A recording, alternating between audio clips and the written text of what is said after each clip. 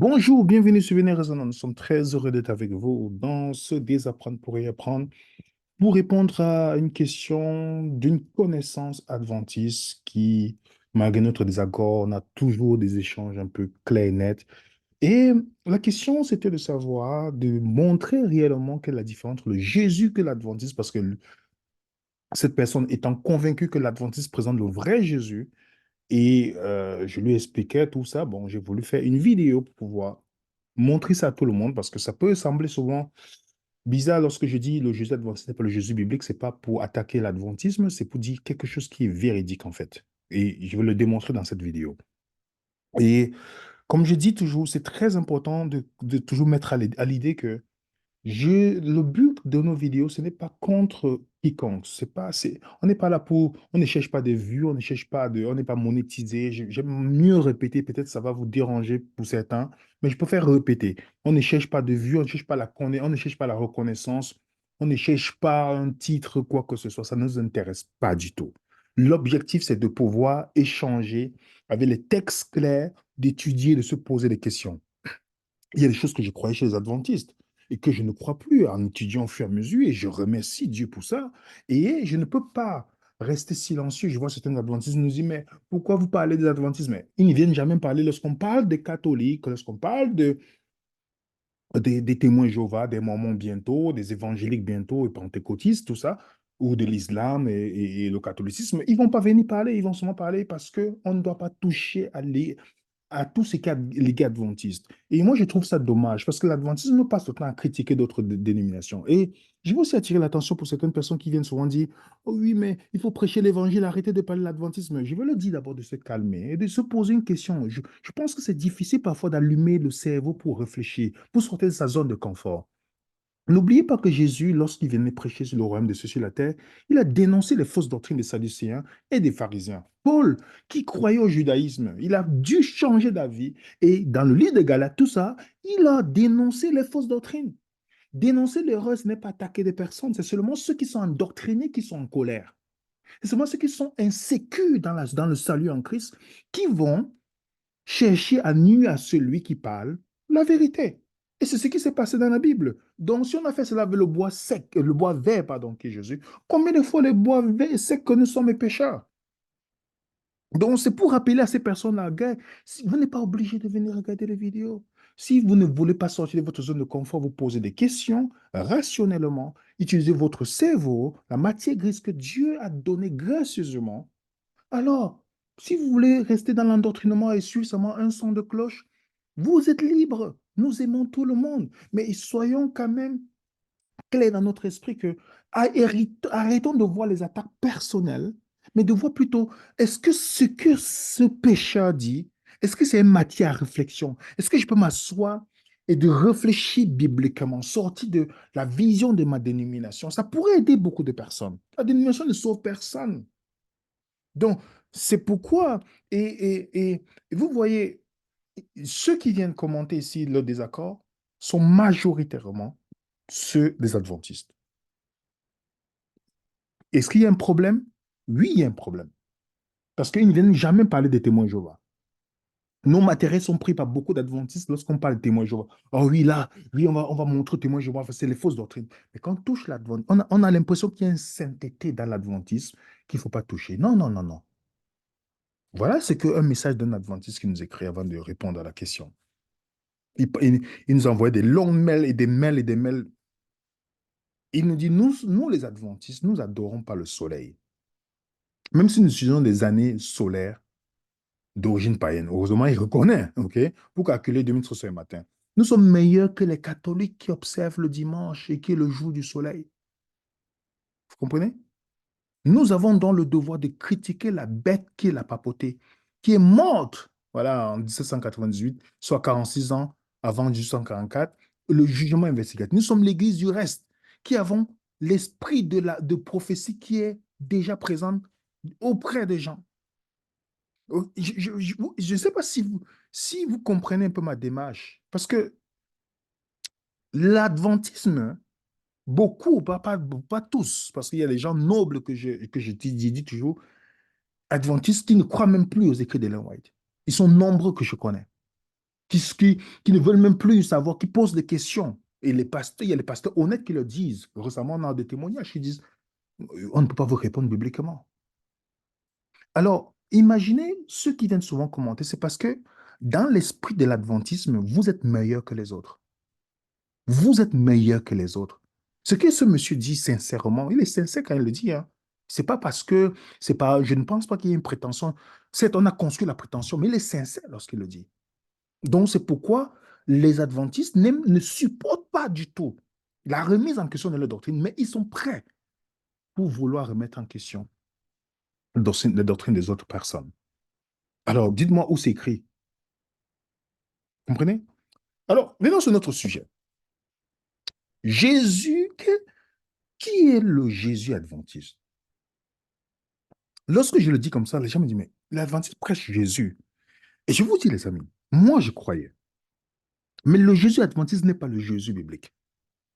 Et si nous connaissons les récits bibliques, ils nous mettaient déjà en garde, parce que lorsqu'on va te voler le vrai Christ,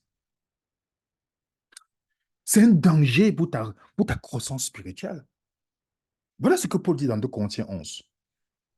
Oh, si vous pouvez supporter de ma part un peu de folie, mais vous me supportez, car je suis jaloux de vous d'une jalousie de Dieu, parce que je vous ai fiancé à un seul époux, pour vous présenter à Christ comme une vierge pure.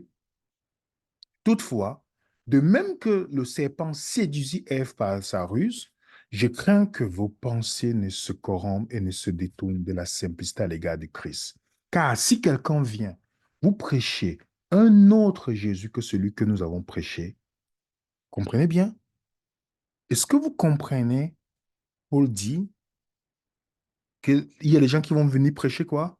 Si quelqu'un vient vous prêcher un autre Jésus, parce que dans cette période, il y a des gens qui prêchaient, disaient qu'ils prêchaient l'évangile, mais ils prêchaient un autre Jésus. Et vous allez voir que beaucoup de dénominations présentent Jésus selon leur vision et non selon celle de la Bible. Et même Jésus nous dit, car ils s'élèveront quoi? De faux Christ, de faux prophètes. Remarquez bien, de faux Christ. C'est accompagné de faux prophètes, hein. Non, parce que nous lisons souvent la Bible rapidement. Jésus n'a pas dit ils s'élèveront les faux Christ ou les faux prophètes. Non, il s'élèvera de faux Christ et de faux prophètes.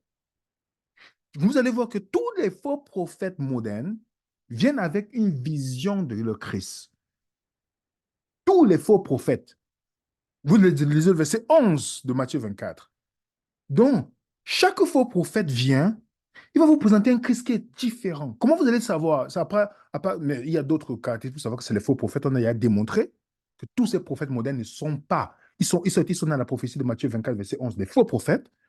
Mais une chose aussi qui les caractérise, c'est que vous pouvez reconnaître ils ne viennent pas de Dieu par le Christ qui vous présente. Et c'est pourquoi ça s'appelle la vigilance. La vigilance, les amis. Pour ceux qui ont vu notre vidéo, la religion adventiste était basée sur la Bible. Il faut d'abord reconnaître que l'adventisme n'est pas biblique. Ils vont vous dire l'approche qui est biblique, mais en fait, ce que l'adventisme défend dans ses doctrines, c'est la vision de Madame White. C'est la vision de Madame White. Parce que si vous dites que vous êtes sola scriptura, donc quand l'adventiste vous dit qu'il est sola scriptura, posez-lui la question parce qu'il ne sait pas c'est quoi sola scriptura.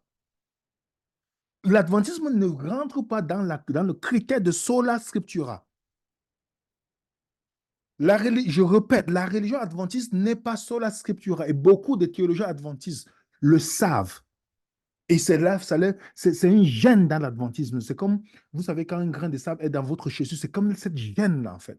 Parce que quand on parle dans la définition de sola scriptura, tous les protestants s'accordent à dire que la parole de Dieu, telle qu'elle est contenue dans les Écritures de l'Ancien et le Nouveau Testament, est la seule règle infaillible de foi et de pratique.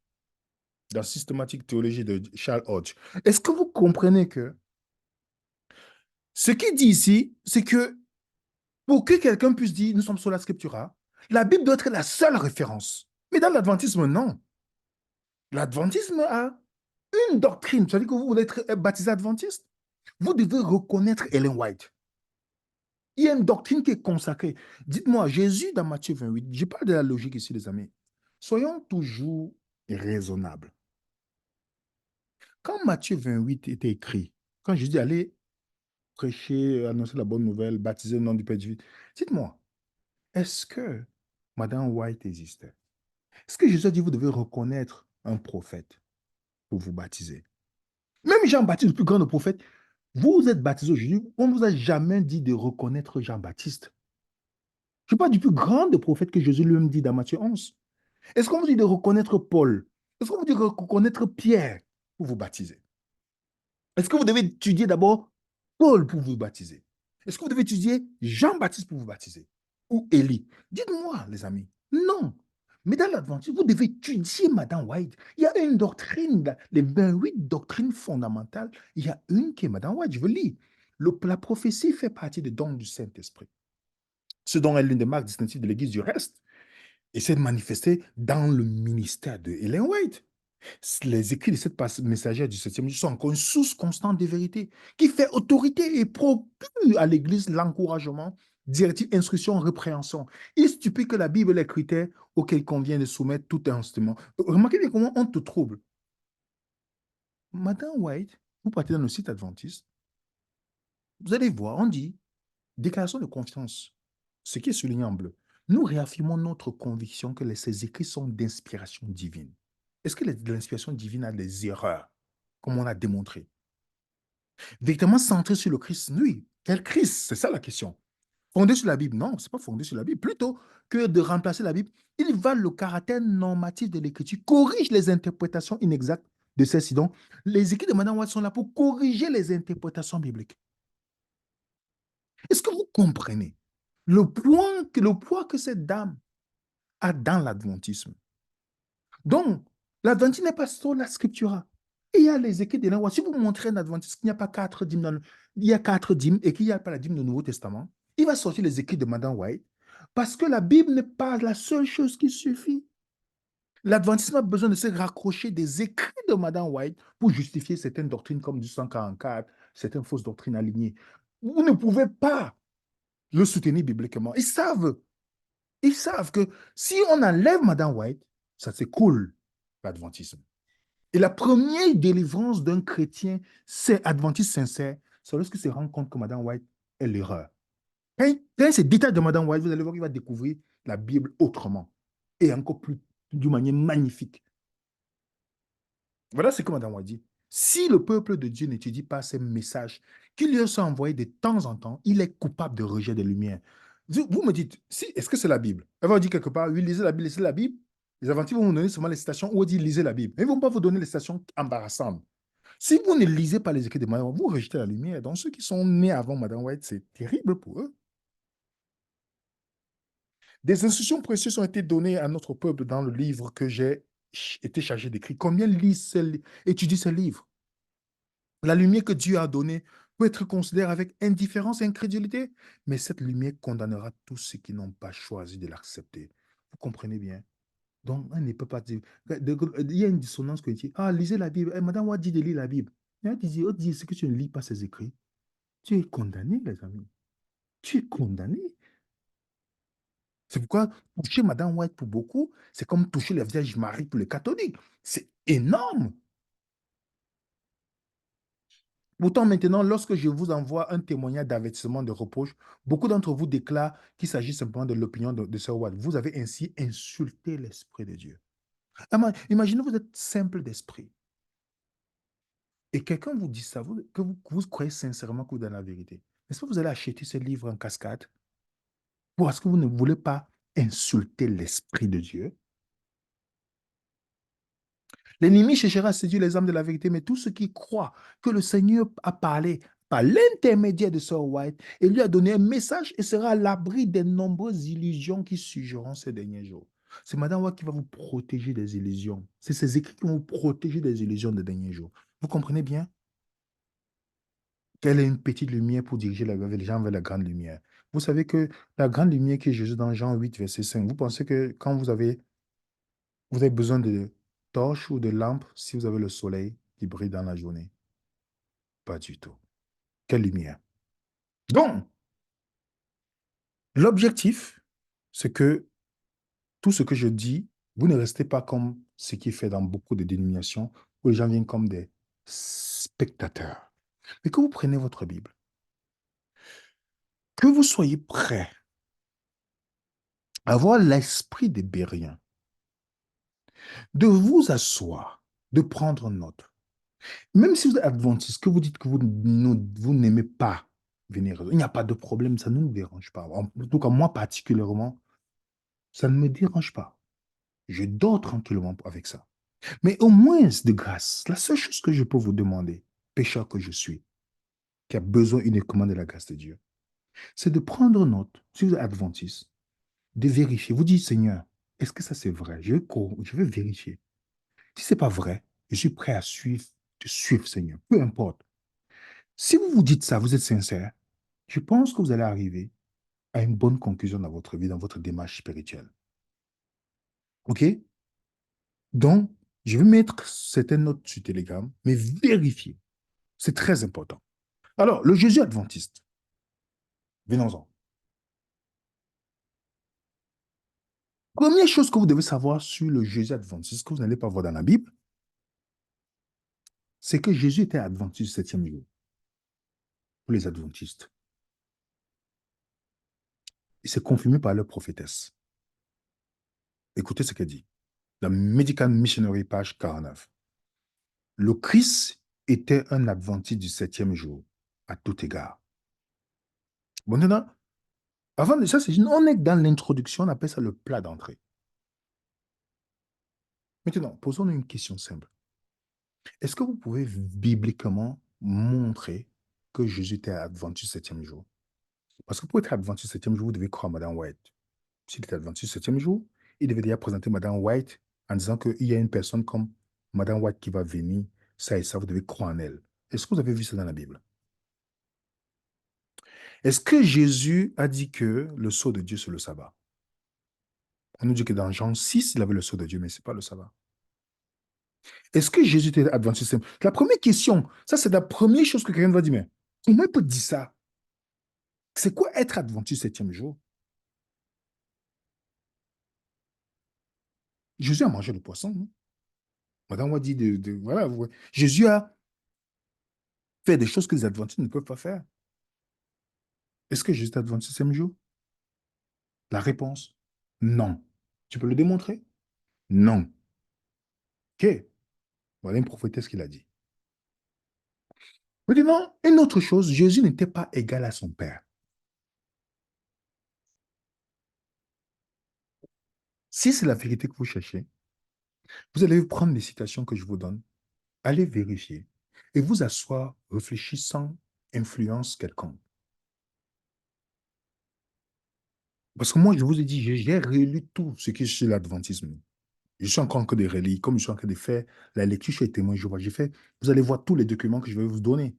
J'ai fait la lecture, j'aime moi, c'est quelqu'un, j'aime aller regarder, vérifier, lire tous les documents de ces personnes. Ça me permet de comprendre l'état d'esprit. Madame Wadi, le grand créateur a rassemblé l'armée céleste afin de pouvoir, en présence de tous les anges, conférer un honneur spécial à son fils. Le fils était assis sur le trône avec le Père, et la foule céleste des saints anges était rassemblée autour d'eux. Le Père fit alors savoir il avait ordonné par lui-même que le Christ, son fils, soit égal à lui-même. De sorte que partout où se trouvait la présence de son fils, c'est comme on se voit. Dites-moi donc, Jésus a été promu à la divinité. Si Dieu rassemble les gens, il dit maintenant, celui-ci, il est égal à moi. Ça veut dire qu'il n'était pas avant. On est bien d'accord? Et elle le confirme. Dieu, le Père du Christ, Christ est le Christ, est le Fils de Dieu. Christ a reçu une position élevée. Il a été rendu égal au Père. Est-ce que vous comprenez? Donc, il a reçu une position élevée. Il était rendu égal au Père. On parle de Jésus adventiste. Ça veut dire qu'à un moment donné, Jésus est devenu, et c'est pourquoi, pour ceux qui veulent douter, posez-vous la question, pourquoi dans les antitrinitaires, qui sont une grande majorité dans l'adventisme, ils vont vous dire qu'ils sont adventistes de 1800 combien là, parce que c'était antitrinitaire. Pourquoi est-ce qu'ils sont nombreux? Pourquoi ils sont nombreux? Ils se basent sur ces écrits pour montrer que eux ne croient pas que Jésus est égal au Père. Ils croient que Jésus est devenu, était un commencement, parce qu'il se base sur les écrits de Madame White. Madame White divise au sein de l'adventisme, parce qu'il y a des adventistes qui prennent ces écrits pour dire Jésus n'a pas toujours existé, il a commencé à exister. D'autres vous disent, d'autres prennent la position biblique, d'autres prennent la position Ellen White, ce qui fait que ça crée deux clans dans l'adventisme. Elle dit, Satan au ciel, avant sa rébellion, était un ange élevé, exalté, le prochain en honneur du Fils bien-aimé de Dieu. Donc, sur la liste, c'est pourquoi il dit que Jésus était un archange comme Satan aussi. Donc, Satan était le prochain en honneur. Donc, les antitrinitaires disent, ah, vous comprenez que Jésus et le Saint-Esprit n'existent pas parce que le troisième qui était en honneur, c'était Satan. Et que Satan était envieux. Il voulait prendre la place de Jésus. On envie quelqu'un parce qu'on voit qu'on est égal à la personne. J'ai appris cet exemple-là. Vos enfants ne vont jamais envier si vous donnez un cadeau à votre femme. Par contre, si vous donnez un cadeau à son frère, il va avoir l'envie. Elle explique ça, le mécontentement de Satan qui s'est rebellé. Après, encore un autre point, comme nous devons savoir, Jésus n'était pas Dieu tout-puissant. Pour montrer comment la doctrine adventiste est fondée sur l'arianisme. Comme Madame White n'était pas quelqu'un qui étudiait la Bible. Donc, elle copie des choses pensant que ça fait du sens, mais elle ne savait même pas que Internet devait exister. Pour une prophétesse, elle n'a jamais prédit Internet, prophétesse moderne. Hein. Et confuse, totalement confuse. Jésus n'était pas Dieu Tout-Puissant. Regardez ce qu'elle dit. L'homme Christ, Jésus n'était pas le Seigneur Dieu Tout-Puissant. Ça, c'est une position des Mormons et des témoins Jéhovah. Sauf que l'Adventiste a un peu évolué en disant parfois d'une contradiction. Oui, nous croyons que Jésus est Dieu. Mais regardez là, ce qui est dit là. Tandis que, quand vous lisez, car un enfant nous est né, un fils nous a été donné, la domination repose sur son épaule. On l'appellera admirateur, admirable conseiller, Dieu Tout-Puissant. Un autre point. Jésus est l'ange Michael. Moi, je croyais que Jésus, parce que voilà, comme je dis, il y a des enseignements adventistes que je croyais. Dans la position adventiste, que Jésus, voilà, que Michael, c'est un autre nom de Jésus. J'ai fait une démonstration où Léon a dit que Jésus est d'abord parti, il a voulu ressembler aux anges, les anges l'ont rejeté, c'est là qu'il est venu à l'humanité. Ça, c'est la citation là ici. Vous pouvez, je ne veux pas lire parce que j'ai traité ce sujet-là. OK? Et que Satan était aussi un archange. Voilà. Dans la vidéo, vous allez trouver que Satan était aussi un archange. Donc, si vous partez dans la vidéo, vous allez voir, j'ai traité ce sujet. Donc, et nulle part, Jésus, pour ceux qui ont suivi, avait la démonstration biblique, Jésus ne peut pas être l'ange Michael. Dans l'Ancien Testament, Jésus venait comme l'ange de l'Éternel parce qu'il n'y avait pas clair et net, mais jamais l'ange de l'Éternel a été dit que c'est l'ange, l'archange Michael. Jésus n'est pas un archange. Elle dit que Satan était un archange, Jésus est un archange. Vous comprenez la confusion des choses que tu ne peux pas démontrer bibliquement. L'archange Michael, c'est un ange qui a une autorité, voilà, qui a une position, mais il ne peut pas.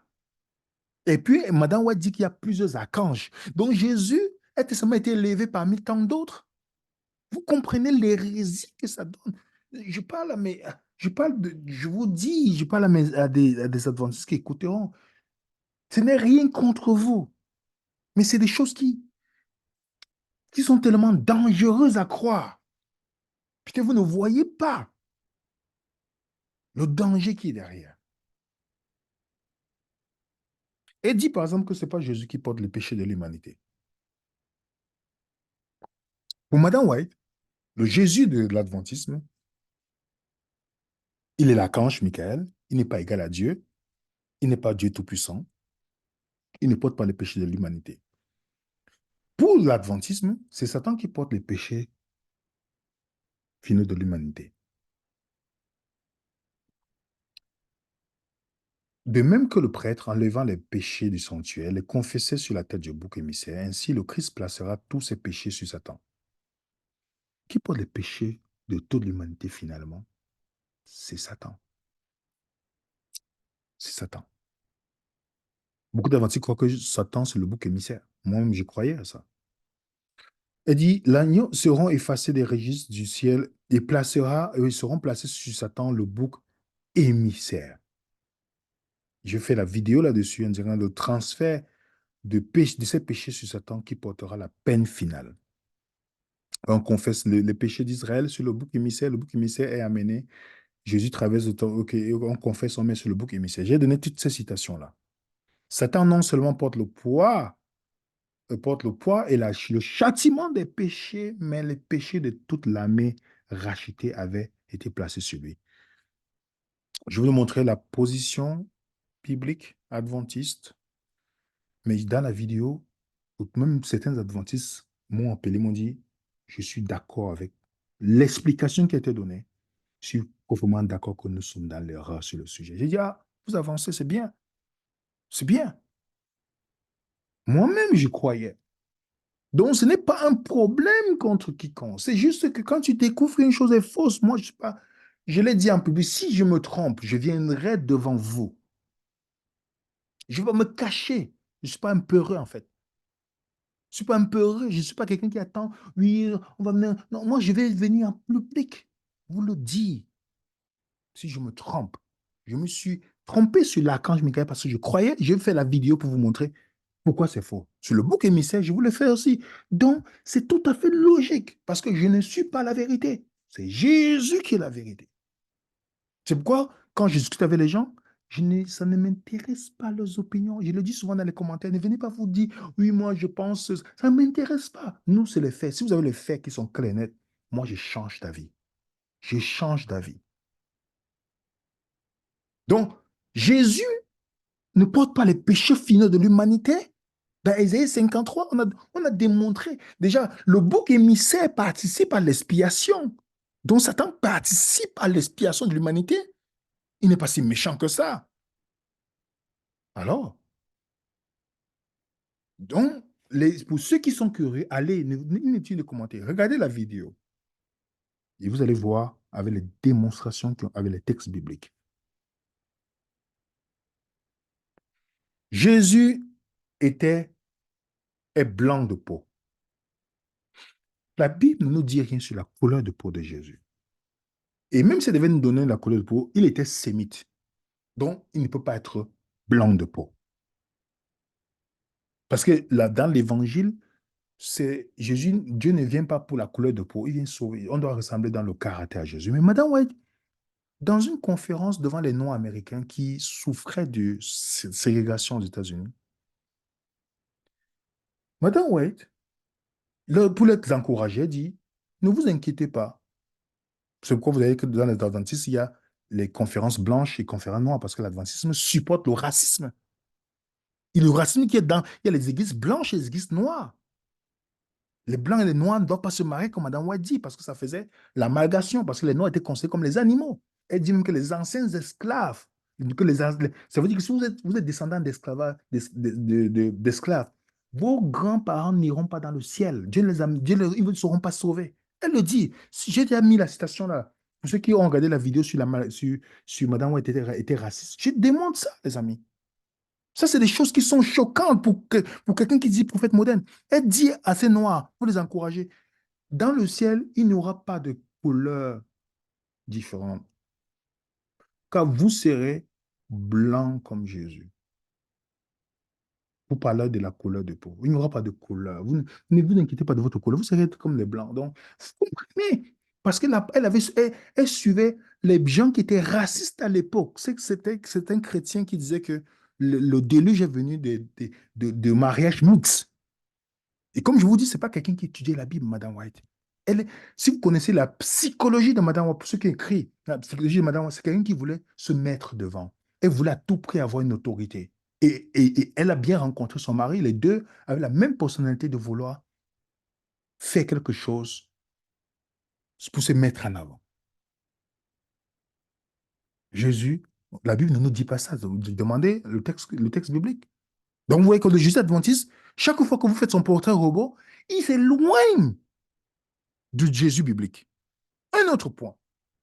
Madame a dit que Jésus avait la nature pécheresse. Donc, il avait la même nature que le pécheur. Donc, s'il a la même nature que le pécheur, c'est qu'il est pécheur, non? Comment vous êtes la même nature que le pécheur sans être pécheur? Dites-moi. Il a pris sur lui notre nature pécheresse. Il a pris sur lui la nature pécheresse souffrante, dégradée, souillée. Est-ce que vous pouvez m'expliquer comment on peut avoir la nature pécheresse sans être pécheur? Vous pouvez? Avez-vous une solution? On a démontré dans la vidéo que la position que l'Adventiste disait, elle est fausse bibliquement. C'est juste dans le fait que l'Adventiste, Madame White représente Jésus qui a la nature pécheresse, c'est pour te dire quoi? C'est le salut par les œuvres. Pour te dire que pour que toi tu sois sauvé, tu dois faire comme Jésus. Il avait la même nature que toi, il obéit à la loi, les 10 commandements, le sabbat le premier et le quatrième. C'est ça un peu. Pour ceux qui connaissent l'évangile adventiste, en fait, c'est ce qu'on veut te présenter Jésus. Et là, tu n'as rien. Tu demandes le Saint-Esprit, tu obéis et tu vas voir, tu seras comme Jésus. Voilà, c'est pourquoi c'est le salut par les œuvres. On n'est pas seul sauvé par Jésus dans l'adventisme. Si tu demandes à un adventiste, tu es sauvé par Jésus, oui. S'il ne fait pas le sabbat, il va te dire, ah non, non, non, tu n'es pas sauvé.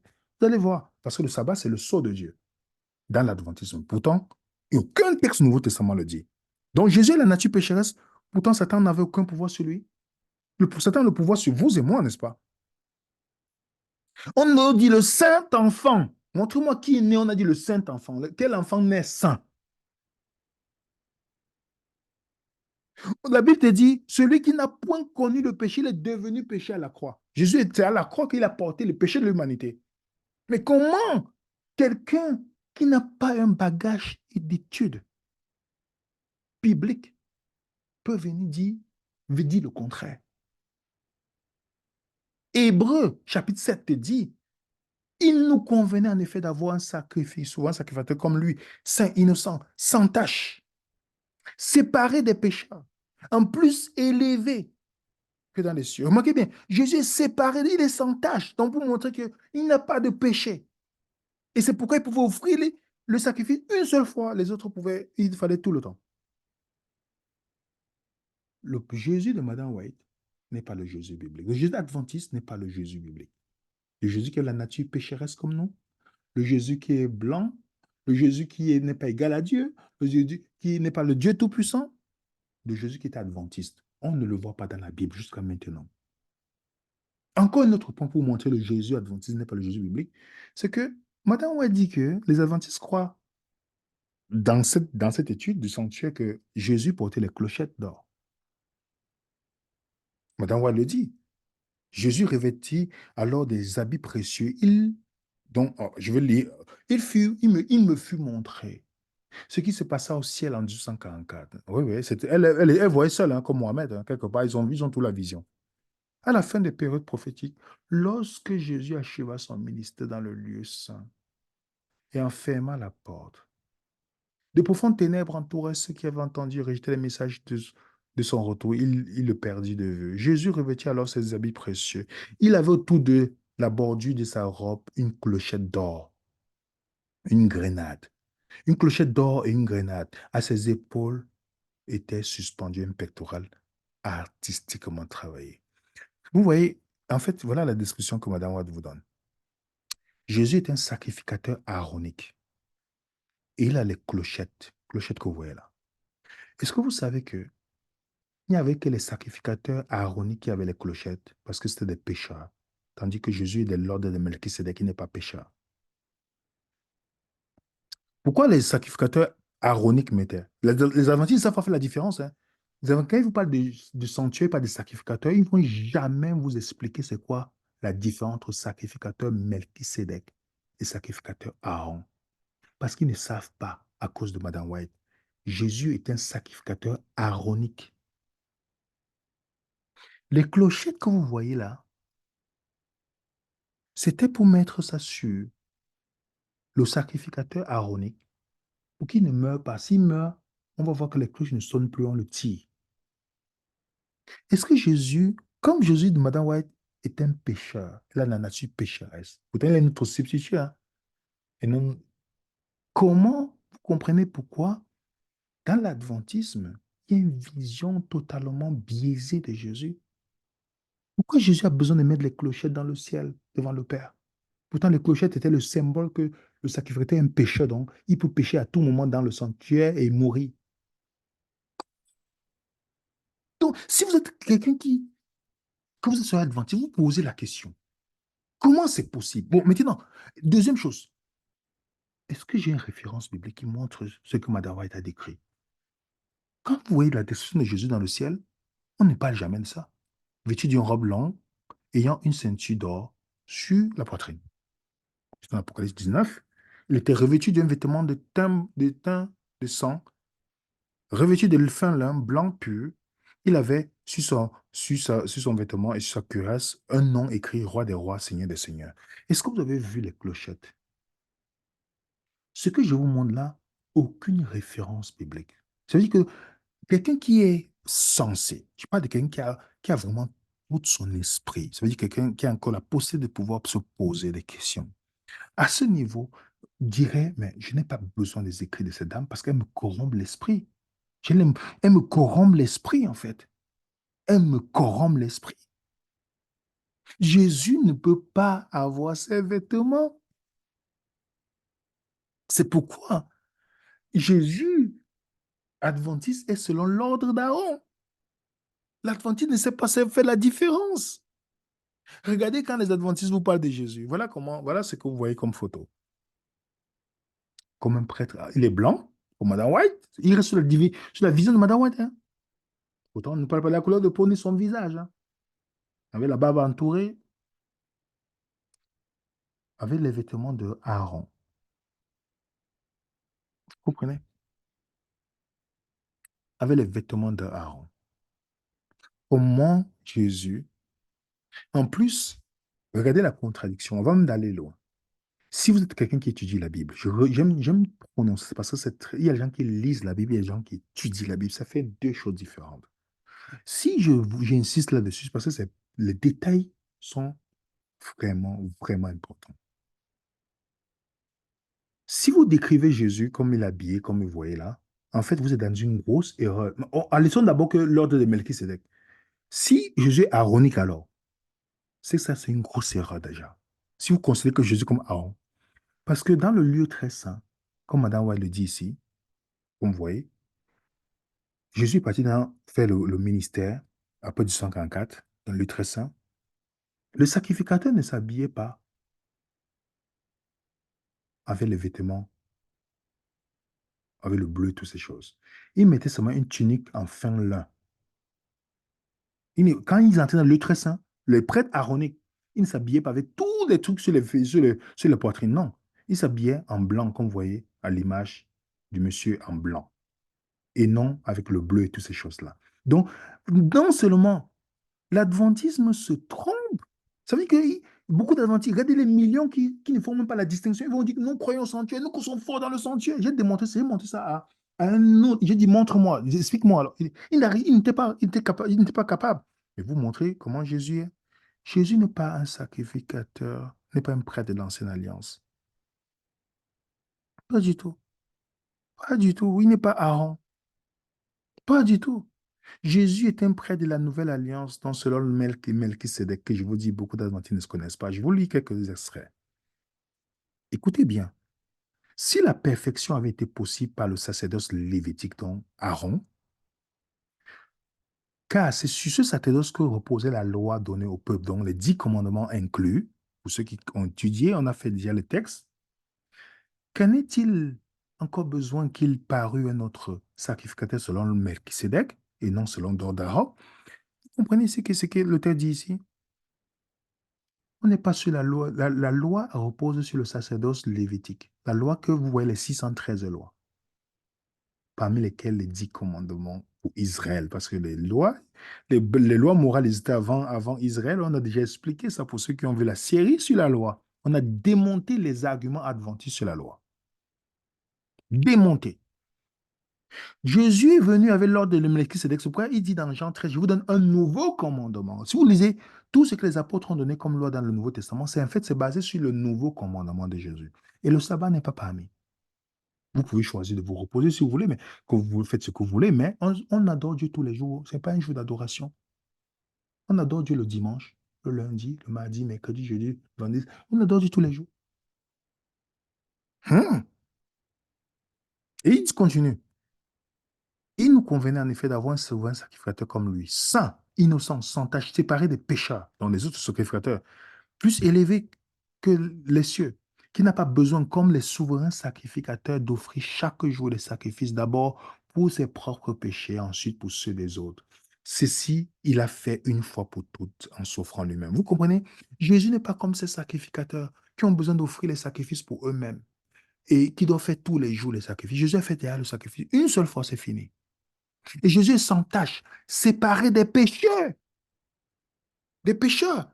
Donc, comment vous pouvez dire que Jésus est la nature humaine pécheresse? Pourtant, on te dit non, non. Il n'est pas un sacrificateur selon Aaron.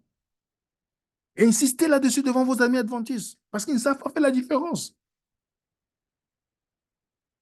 Tandis que tout ce que fait un sacrificateur, chaque jour, chaque jour, le service offre souvent les mêmes sacrifices qui ne peuvent jamais ôter le péché. Lui, après avoir offert un seul sacrifice pour le péché, c'est assis. Donc, le sacrifice de Jésus, dès que Jésus a fini, il est parti de s'asseoir à côté du Père. L'Adventiste, non. Il est parti dans le lieu saint d'abord attendre. C'est-à-dire ça quand il est parti auprès du Père. Hérésie totale. Je ne vis pas dans le temple. Je ne vis pas de temple dans cette ville, car elle avait pour temple le Seigneur, le Dieu Tout-Puissant. Sous ceux qui, avant, j'entendais souvent certains pasteurs adventistes dire que le sanctuaire n'existe pas. Il n'y a pas le sanctuaire comme sur la terre, dans le ciel. J'étais souvent en désaccord avec eux. Mais finalement, j'ai compris. Cette vision, pour ceux qui étudient après 21, verset 22, ils vont comprendre pourquoi le sanctuaire de le ciel n'est même pas comme celui de la terre. Il n'est même pas pareil. Dans la vision de Whiteys, Jésus, il a douté du sacrifice. Il a douté lui-même. Madame White le dit dans Jésus-Christ, la page 757. Satan assiégeait Jésus de ses tentations redoutables. Le Sauveur ne voyait pas au-delà de la tombe. L'espérance ne lui montrait, ne lui montrait que la victoire. L'espérance ne lui montrait plus la victoire sur le sépulcre. Il ne possédait plus l'assurance que son sacrifice était agréé de son Père. Dites-moi, Jésus n'était pas sûr que Dieu va accepter son sacrifice. Vous avez une référence biblique? Moi, je ne connais pas ce Jésus-là quand je lis la Bible. À la fin des temps, Dieu parle par Madame White et non pas Jésus. Voilà ce que Madame White dit.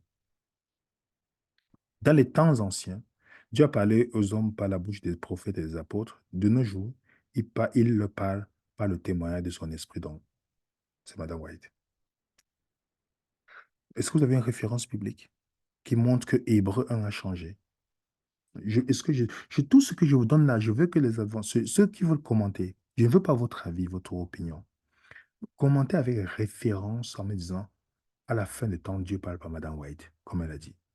Parce que Hébreu te dit, après, autrefois, à plusieurs reprises, plusieurs manières, Dieu a parlé par nos pères, les prophètes. Dans les derniers temps, il nous a parlé par le Fils qu'il a établi héritier. Ce n'est pas Madame White, en toute chose, par lequel il a aussi créé le monde.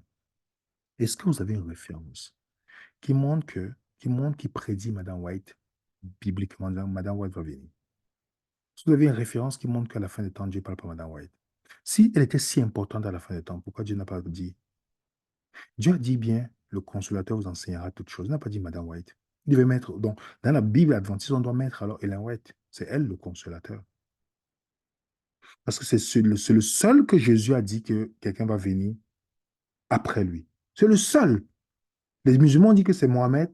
Les adventistes disent que c'est Madame White. Les mormons disent que c'est Joseph Smith. Les témoins de Jéhovah disent que c'est qui? C'est la tour de garde. À vous de faire le choix. Pour ceux qui choisissent le Saint-Esprit ou vous choisissez Madame White, ou vous choisissez toutes ces personnes. C'est à vous de faire le choix. Si vous pensez que si quelqu'un est si important, Jésus ne va pas le dire.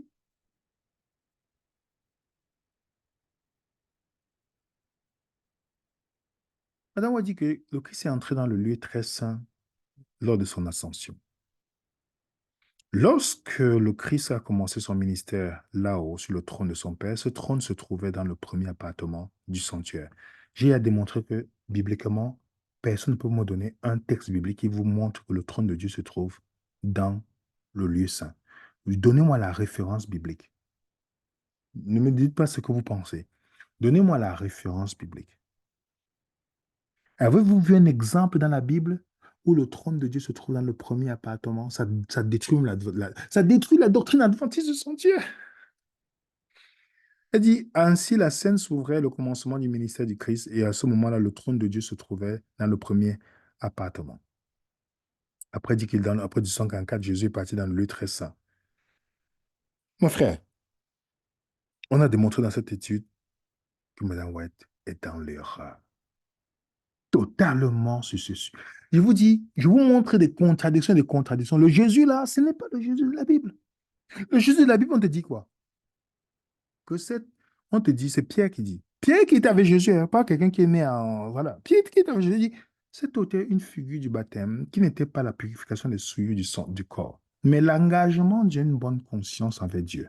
Et qui maintenant vous sauve, vous aussi par la résurrection de Jésus, qui est à la droite de Dieu depuis qu'il est allé au ciel, et que les anges et les autorités les puissants lui ont été soumis.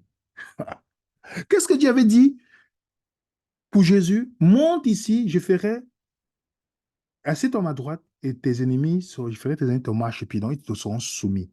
Et Pierre dit que quand Jésus est monté, ok, il allait s'asseoir, donc après la résurrection, il allait à la droite de Dieu depuis qu'il est allé au ciel. Il allait s'asseoir. Mais madame a dit, c'est pas ça. Hmm. Elle contredit. Regardez la vidéo, les amis, vous allez voir. On a donné les références bibliques. Sans Madame White, tu ne peux pas arriver à cette conclusion, bibliquement. Les auteurs de la Bible, tous anciens comme Nouveau Testament, il est allé à la droite du Père, à la droite du Père, il est monté aussi à sa droite du Père, comme si Jésus était un prêtre aaronique. Vous comprenez la confusion adventiste? Le Jésus que l'adventiste croit n'est pas le Jésus de la Bible.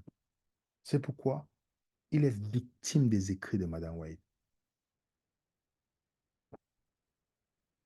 Toutes les religions issues de Miller vous éloignent du vrai, véritable Jésus.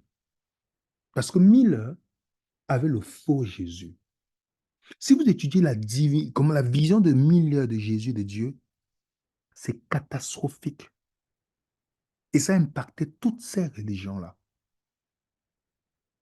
Posez-vous la question, pour quelle raison Miller a commencé à calculer la date du retour de Christ? Pourtant, Jésus de la Bible a dit, personne ne connaît ni jour ni l'heure. Est-ce que vous savez que Miller a calculé le retour de Christ? C'est un autre Christ qui l'attendait en 1844, pas le Jésus de la Bible. C'est Miller qui est venu avec la date. Hein. Ce n'est pas l'Adventiste qui a créé la date. Et Miller s'est confessé après, qu'il s'est trompé. L'Adventiste, au lieu de faire profil bas, de réétudier, ils ont dit, on va continuer. Où est le texte biblique qui montre? Montrez-moi une référence biblique qui dit que Jésus devait attendre dans le lieu saint. Dans le lieu très saint.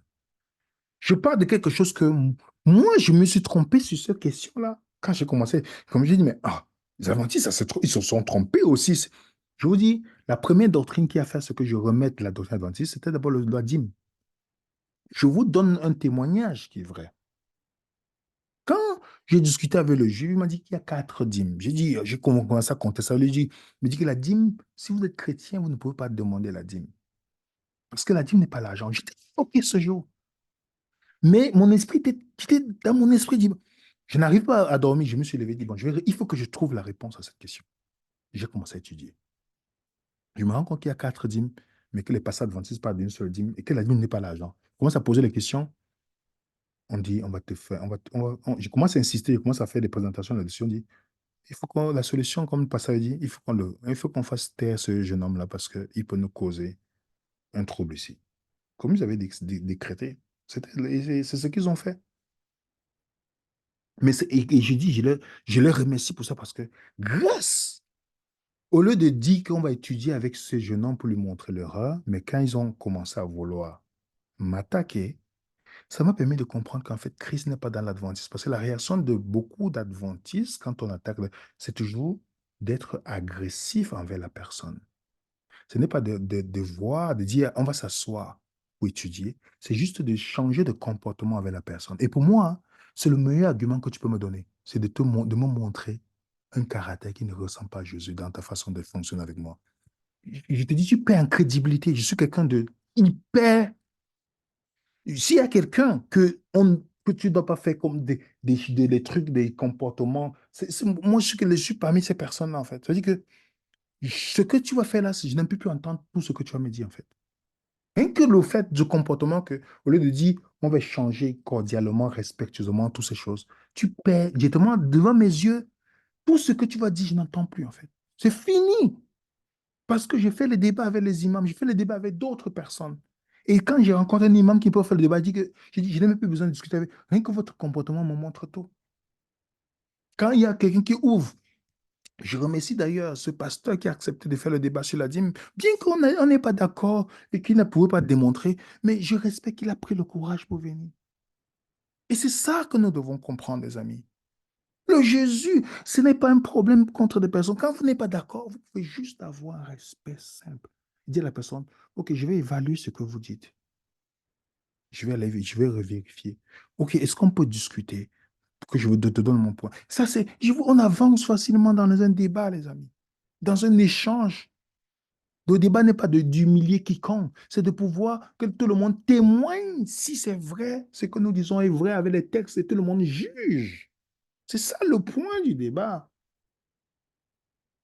Un autre point sur Jésus, Jésus n'est pas omniprésent. Le Jésus adventiste n'est pas omniprésent. Il a besoin du Saint-Esprit pour ça. Et Madame Well le dit, le Saint-Esprit est le représentant du Christ, mais dépouillé de la personnalité humaine et indépendant de celle-ci. Embrasé d'un corps humain, le Christ ne pouvait pas se trouver partout en même en personne. Est-ce que vous y croyez? Vous êtes libre de croire. Mais ce n'est pas le Jésus de la Bible. Faire référence à l'omniscience de l'Esprit du Christ appelé le Consolateur. D'où pourquoi les anti-trinitaires disent que le consolateur, Jésus-Christ, c'est le Saint-Esprit en fait. Posez-le la question, vous vous dites, une grande majorité d'adventistes, ils appellent les sectes adventistes dans l'adventisme, hein, les anti-trinitaires. Mais quand vous allez dire la même chose, et oh, vous comprenez, le Sauveur est notre consolateur. Et ces anti-trinitaires, ils ont de quoi se justifier avec, ils prennent les écrits de Madame White. Donc c'est pourquoi ils voient les autres comme ceux qui ont apostasie, ils appellent d'autres adventistes de Babylone. Eux, c'est la vérité. Ils se considèrent le reste du reste. Vous comprenez? C'est comme ça qu'ils s'appellent, le reste du reste. Ils ont les pasteurs qui ont les chignons là sur Internet, ou ces bellotes, ou c'est quoi là, tous ces gens-là, incapables de soutenir quelque chose bibliquement. Ils ont besoin de Madame White. Ils ont besoin, ils s'appuient sur Madame White. Donc le Jésus adventiste n'est pas le Jésus biblique. Et on pose une question à Madame White. Je vis un trône sur lequel était assis le Père et le Fils. Voilà, c'est comme Madame White dit. Hein. Écoutez bien. Hein. J'ai contemplé le visage de Jésus. J'admirais sa belle personne. Je ne pouvais pas voir la personne du Père, car un nuage de lumière glorieuse le couvrait. J'ai demandé à Jésus si son Père avait une forme semblable à lui. Il m'a répondu qu'il en avait une. Mon frère, ça c'est une. Je ne sais pas si c'est qu'elle fumait, c'est une hallucination terrible. Déjà, Dieu est esprit. Il n'a pas de corps. Il est esprit, il n'a pas de doigt. On a utilisé les expressions qu'on attribue à Dieu comme humaines. Ce n'est que des expressions. Il n'a pas de corps. Même Jésus l'a dit. Il a dit dans Jean. Et touchez-moi, touchez-moi. L'esprit n'a pas de corps. Comment vous pouvez arriver? Et quand il dit le Saint-Esprit possède du Père et du Fils, ça c'est exactement ce que les catholiques enseignent sur le Saint-Esprit. Ça vient du procès, pour ceux qui ont vu notre vidéo sur la Trinité. Donc, mes frères et sœurs, l'objectif pour chacun d'entre nous, c'est de te poser la question. La question est simple. On l'a dit, si on vous prêche un autre Jésus que celui que vous avez donné, est-ce que vous avez reçu le vrai Christ, qui est de l'ordre de Mère, qui s'était que non Aaron, qui est sans péché, qui porte les péchés de l'humanité, qui est le Sauveur, qui est Dieu Tout-Puissant? Je peux vous citer au fur et à mesure. Mais l'Adventiste n'a pas ce Jésus-là. Il est corrompu dans une confusion babylonienne avec un prêtre de l'Ancien Testament, l'Ancienne Alliance, qui te dit que le sceau de Dieu, c'est le sabbat, qui ne peuvent pas démontrer sans les écrits de Madame White. Donc, dans la tête d'un Adventiste, tout est mêlé en fait. Quand vous commencez à... La plupart, c'est soi. Et vous avez deux réactions vis-à-vis de nos amis adventistes. Deux réactions. L'adventisme qui est mature dans son esprit et qui a une disposition à une quête véritable spirituelle, quand vous lui présentez quelque chose, il va te dire toujours, je vais aller vérifier. Et s'il est honnête, il va dire, quand il est honnête, il dit, moi, tu sais, tu as raison, je ne crois pas à ça. J'ai vu que ce n'est pas biblique. Ils vont toujours avoir cette démarche-là. Vous allez voir ceux-là, que j'appelle les adventistes nobles, ils ne vont jamais venir avoir les commentaires démesurés ou venir donner leur opinion, ou faire les menaces comme quelqu'un dit, oh Dieu te voit, hein, tu attaques l'église de Dieu. Ils vont jamais avoir ce comportement-là parce que ils sont dans une... Et la plupart, ils ne croient pas aux écrits d'Ellen White. L'adventiste qui est mature, la plupart, ils ne croient pas aux écrits d'Ellen White. Même s'ils vont rester là parce qu'ils ont les familles, leurs amis, ils ne croient plus aux écrits de Madame White. Toute aventure mature que vous allez voir disposer à la vérité, vous allez comprendre. La première chose, c'est se libérer de Madame White. Quand vous parlez de Madame White, il sort de là. Il ne se lève pas. Et c'est maintenant que j'ai compris ça. Que ceux-là étaient vraiment des gens qui étaient matures. Et j'ai la démonstration tous les jours. Mais ceux qui sont immatures, en fait, qui ont un problème, qui vivent avec la peur, c'est la peur qui les pousse à... Cette peur-là leur donne une insécurité que lorsque vous attaquez certaines fausses doctrines qu'ils croient, la réaction, c'est la défense de cette doctrine-là. Et cette défense-là peut même aller jusqu'au point où ils te détestent, ils ne te parlent plus. Ça, c'est des adventistes immatures. Et vous allez le voir. Ils n'ont pas une, ils vont pas privilégier le caractère du Christ dans le désaccord qu'ils ont avec vous. Ils vont plutôt privilégier l'attaque, la médisance, la calomnie, le dénigrement et toutes ces choses. Et moi, je le dis souvent, si c'est à moi que vous faites, vous êtes tombé sur la mauvaise personne. Moi, j'aime les gens, je ne suis pas parfait, j'ai des choses à apprendre dans ma vie, et j'apprends tous les jours des personnes qui savent me parler avec la manière.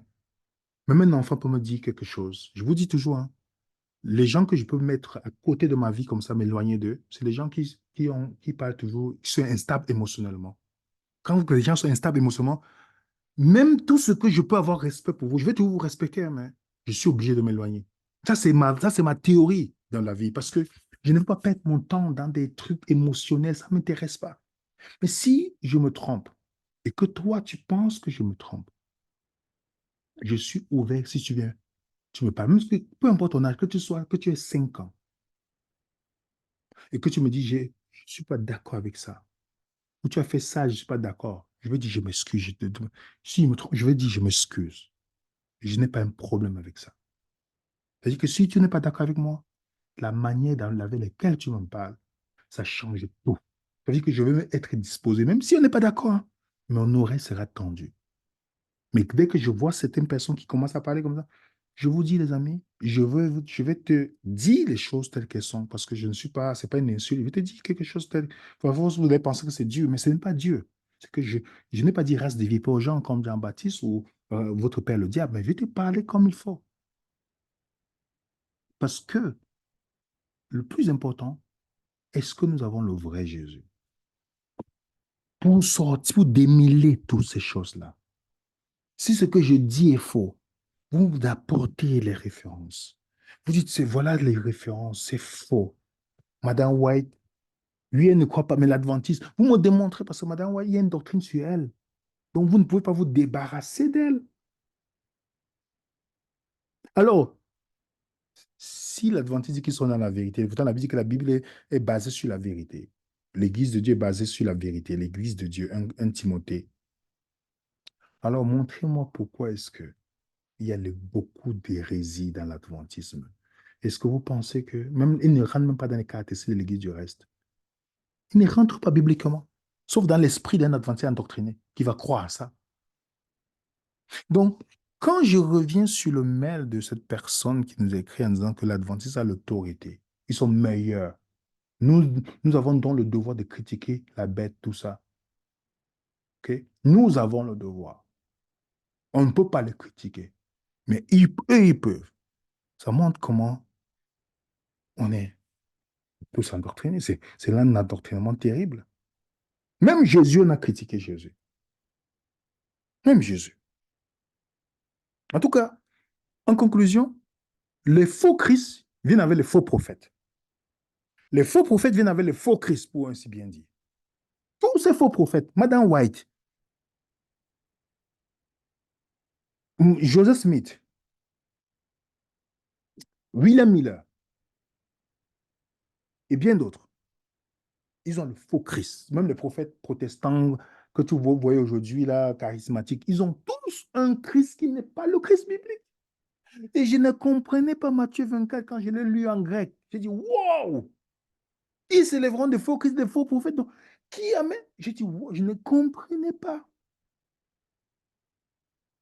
Oui, mes amis. Prions pour que Dieu nous révèle le vrai Christ tout le temps, pour qu'on puisse sortir, étudions et prions que Dieu nous guide dans la vérité. Et recherchons la parole de Dieu, la seule. Recherchons la parole de Dieu, les amis. Seule la parole de Dieu est notre référence et doit être notre référence. Tous ces livres de ces prophètes modernes, il faut les mettre à la poubelle. Leur place ne soit pas dans nos bibliothèques parce qu'ils sont positionnés comme inspirés de Dieu. OK? Et vous allez voir beaucoup d'adventistes croient, il y a certains adventistes qui croient que Jésus est venu en 1888. Tapez seulement sur Internet, Google, message de 1888 de retour de Christ. Il y a beaucoup d'adventistes qui disent que si les adventistes avaient accepté le message de John C. Waggoner, Jésus serait revenu. Ils sont toujours en train de regarder les dates. Autant le vrai Jésus, personne ne connaît ni l'heure, ni la date. En tout cas, soit vous croyez que Madame White, Jésus parle par Madame White, que Madame White, c'est pas qui Dieu parle à la fin des temps. Mais moi, je crois une seule chose, c'est pas Jésus que Dieu parle à la fin des temps, parce que c'est biblique. Si j'ai un problème, je pose une question sur une doctrine, je m'en vais voir ce que Jésus enseigne sur la doctrine. Est-ce que c'est un commandement qu'il donne? Oui, je le fais. Il a dit, enseignez-leur tout ce que je vous ai prescrit. Il n'a pas dit, enseignez-leur ce que Madame Watt vous a prescrit. Enseignez-leur ce que je vous ai prescrit. Est-ce que c'est ce que toi tu fais quand tu peux évangéliser? Enseigne ce que Jésus a prescrit ou ta dénomination. Que la paix du Seigneur soit chez chacun d'entre nous. À très bientôt, suivez les raisonnants, les amis.